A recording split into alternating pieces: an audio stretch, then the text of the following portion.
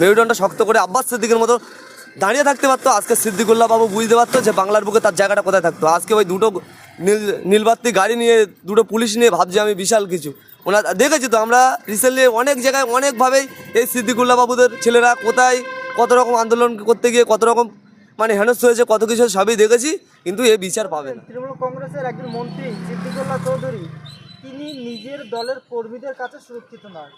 ইতিমধ্যেই তিনি দিদির কাছে বিচার দিয়েছেন, যদি দিদি এর বিচার না করে তিনি হয়তো মন্ত্রী পদ থেকে ইস্তফা দেবেন। দেখুন, এই প্রথমবার নয়, এর আগেও আমরা দেখেছি যখন আমাদের এখানে লকডাউন চলছিল তখন তিনি ত্রাণ নিয়ে মানে সম্ভবত তো মানে আমাদের নিচুর দিকে সন্দেশখালের দিকে ত্রাণ বিতরণ করতে যাচ্ছিলো, তখন শাহজাহান মোল্লা ছিল বাইরে। শাহজাহান মোল্লার লোকজন তখন তার গাড়ি সমেত অ্যাটাক করে, এমনকি ত্রাণ সিদ্দিকুল্লাহ নিয়ে যাচ্ছিলো, সিদ্দিকুল্লাহ ত্রাণ নিয়ে ও নিজে হাতে বন্টন করেছিল।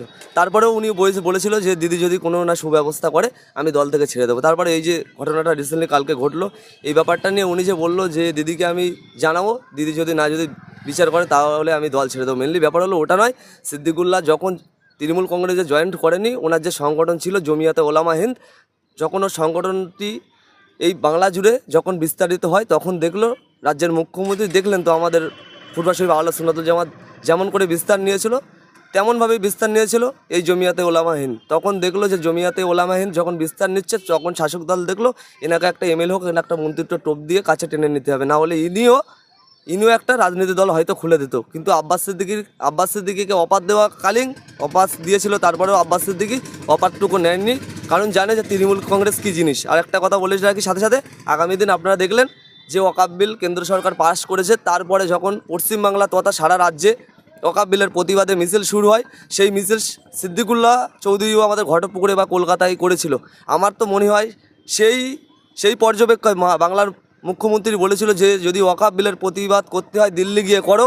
আমার তো যতটুকু চিন্তাভাবনা এই সিদ্দিকুল্লাহ চৌধুরী মহাশয় মনে হচ্ছে এই ঘটপুকুর বাগা এই যে কলকাতায় যে প্রতিবাদটুকু করেছিল তারই হয়তো ফলাফল এই তৃণমূল দুষ্কৃতীদের হাতে হয়তো মমতা ব্যানার্জি ডাইরেক্টলি করাতে পারছে না, কারণ একটা মন্ত্রিত্ব পদে দাঁড়িয়ে আছে এবং তারা সংগঠন আছে, ডাইরেক্টলি করাতে পারছে না, উনি ওনার লোকজন দিয়ে করাচ্ছে। আর একটা কথা বলে রাখি যে সিদ্দিকুল্লাহ চৌধুরী বলছে যে দিদি যদি বিচার করে দেয় খুবই ভালো কথা, না হলে দল ছেড়ে দেবো। এসব মুখের কথা, মনের কথা না, মনে অন্য কিছু। যদি মন থেকে বলতো যে আমি দলটা ছেড়ে দেবো, তাহলে এই সন্দেশখালির ব্যাপারে যখন ত্রাণ নিয়ে যাচ্ছিল তখনই ও ছেড়ে দিত, কারণ তখন দেখেছিলাম ওর মুভমেন্টটা সম্পূর্ণ আলাদা ছিল। তার থেকে তো এই মুভমেন্টটা অনেক হালকা।